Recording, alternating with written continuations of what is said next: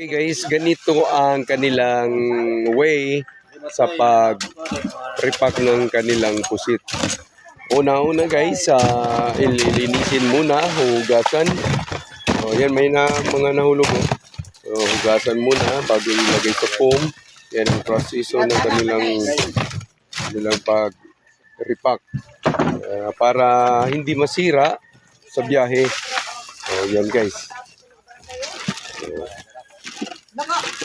Guys, dahil aabot to sa Maynila, kaya kailangan talaga maayos yung pagka-repack at saka paglalagay ng yelo o yung pag-repack niya. Maayos.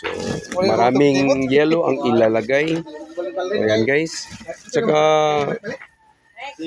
kailangan eksperto ang nag-ice o nag-yelo.